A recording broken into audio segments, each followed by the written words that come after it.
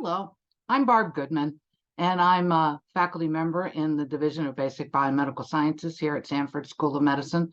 I'm also editor-in-chief of the education journal for the American Physiological Society, known as Advances in Physiology Education.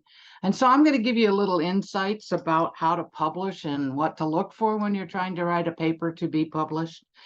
Based on my experiences. And I do actually have examples for the journal that I serve that you can look up later on if you wish.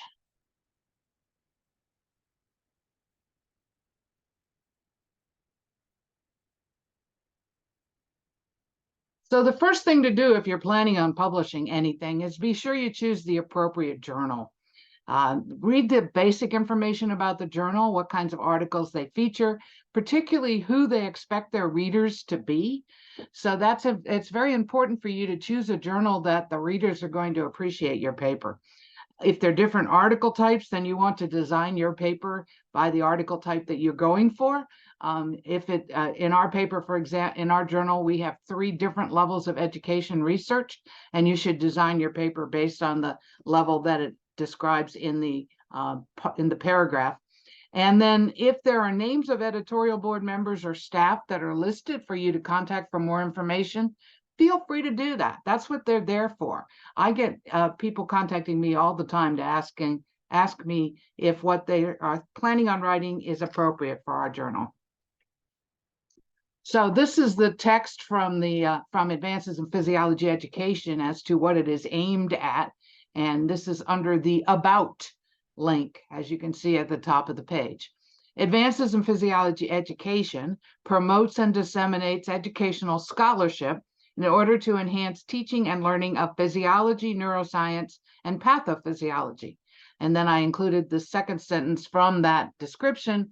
The audience for the journal includes educators at all levels, K-12, undergraduate, graduate, and professional programs. So those are the people that should be reading the journal and probably are reading the journal, and those are the people you should aim your paper at.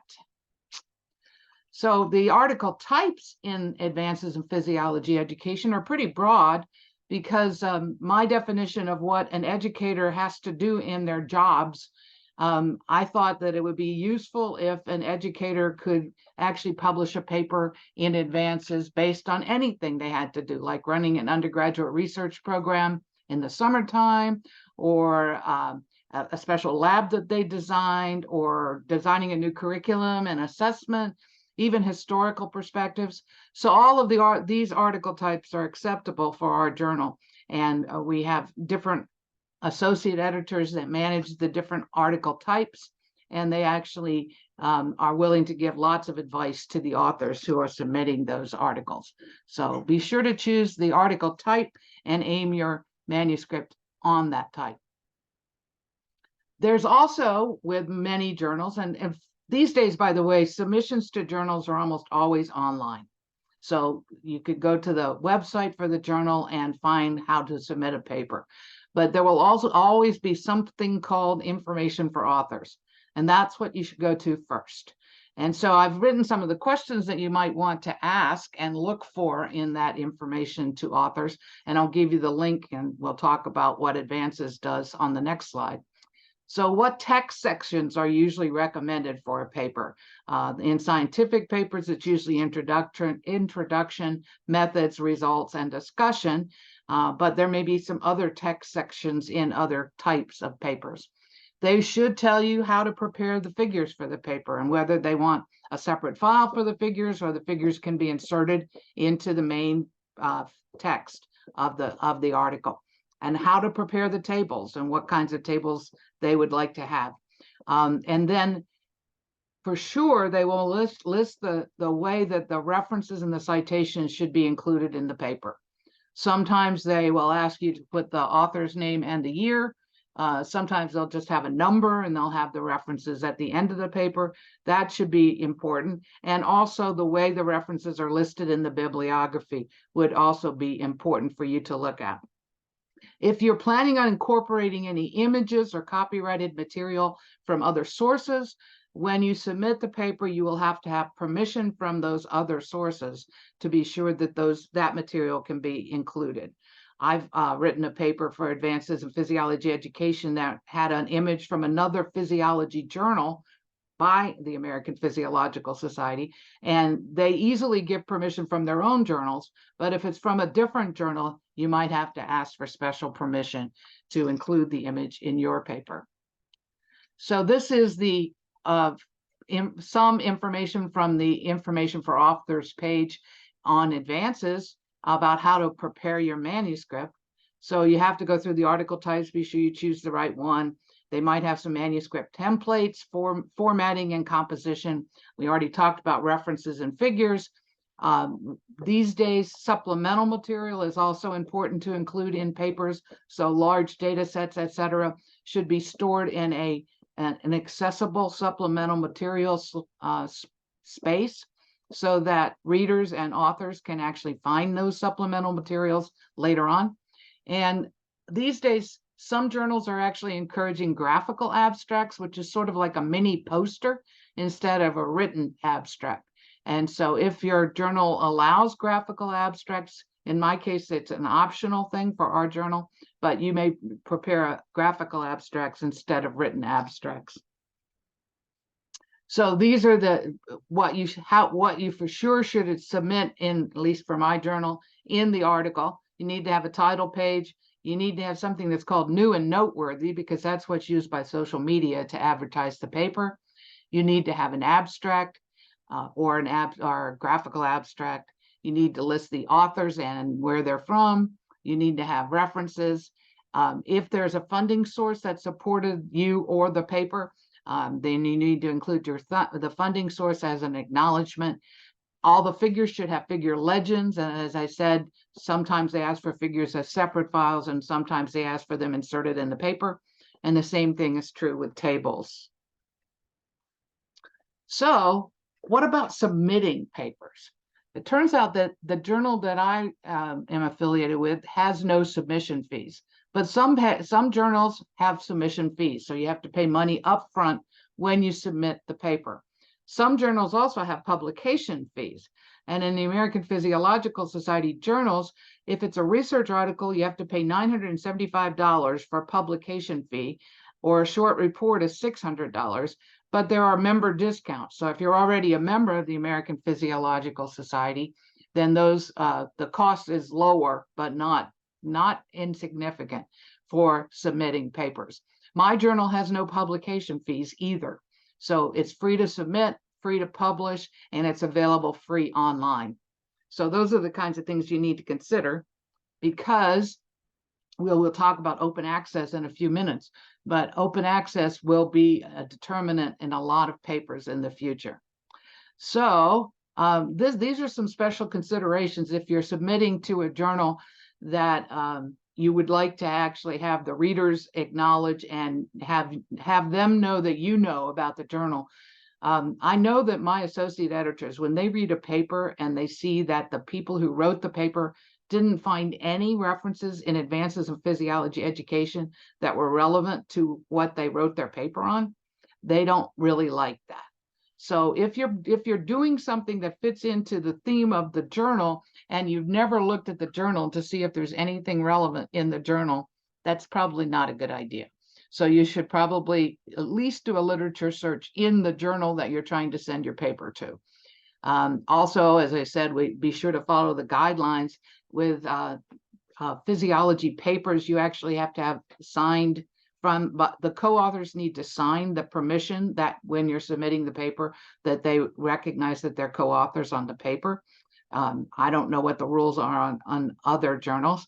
And if you've used humans in research, then you need to include the IRB approval process, a sentence that says you have Institutional Review Board approval for human subjects. If you use animals in research, then you need to be sure to include the Institutional Animal Care and Use Committee approval for the animals that you used in your research. Don't self-plagiarize. Oftentimes when you're writing a research paper and you're using the same methods that you've used for 20 years, you would have a tendency to maybe take a paragraph from a previous paper and insert it into this paper.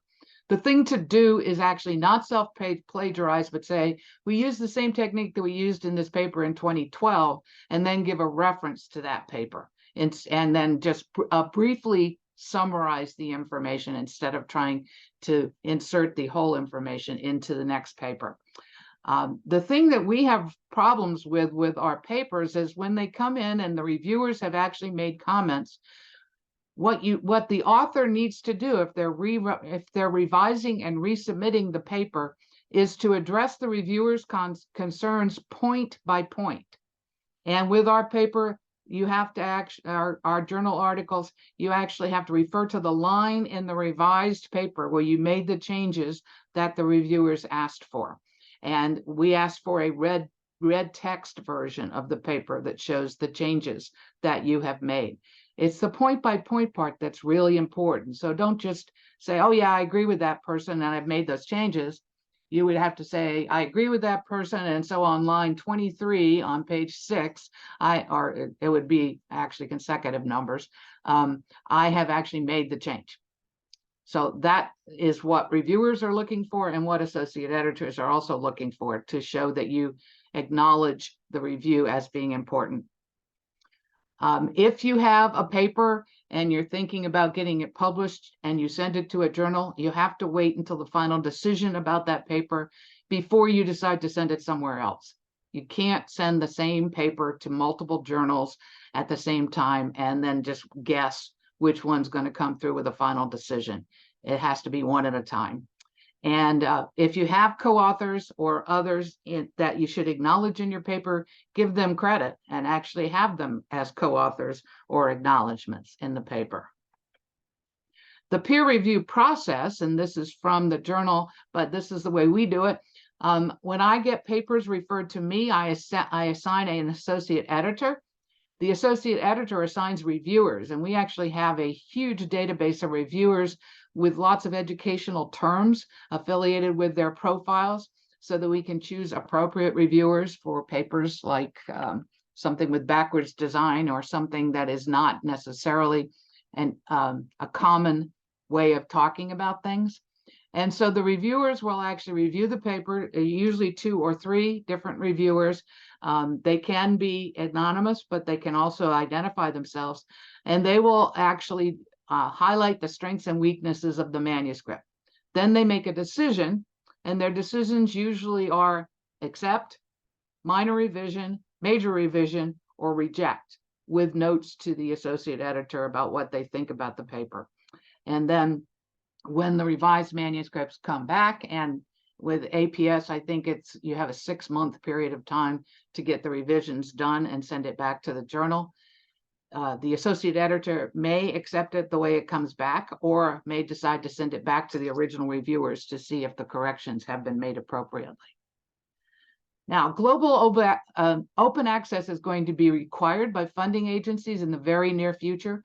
And so all of the societies that publish journals are certainly concerned about this, because their publication subscriptions are a major part of their funding for running other programs. But all peer-reviewed scientific papers will be free, have to be, according to the rules, free with unrestricted access from publication. Used to be that you could have a year-long embargo, but you would publish something for 12 months and then it would go free. But now it has to be from publication. And so different journals are handling things differently. There's something called gold open access, where the researchers can actually have an article. It's APC, article processing charge. And either the researchers from their grants or the institutions, maybe if they're a rich institution, might pay for the article to be accepted or submitted to a journal. Or there's something called green open access, where an early version of the paper can be published, can be posted, but the publisher will keep the final version and may keep the copyright. And there are other variations in between, and the next link will show you some of that information. So this is actually information about open access from the American Physiological Society. As editor-in-chief, I actually have to meet with the publications committee periodically, so they keep us up to date on what is happening. So this, what it says is authors can retain copyright of their published articles if they choose open access, and they've been able to do that for a number of years now. It will be published under a Creative Commons license. The license allows anyone to reuse or redistribute the article in any form without the need for explicit consent from the copyright holder, under the condition that the original APS article is cited. So you need to actually say where it was published in the American Physiological Society journals. However, in order to have this open access option with papers, if it's a research article or a mini review, you have to pay $3,500 for open access. And if it's a review article, it's $4,500 for open access. So open access is not cheap. With my journal, because it's free online all the time, there is no issue with open access, but there are a number of other journals out there where you may have to purchase open access. If this information has been helpful to you, good. If you still have further questions and the links don't help you find out some of the answers, there's certainly much more information on information for authors at the American Physiological Society publications site. Feel free to email me at barb.goodman@usd.edu. I'm pretty quick at answering emails, and I'd be happy to help you figure out what's going on with your publication. Thank you very much, and have a good day.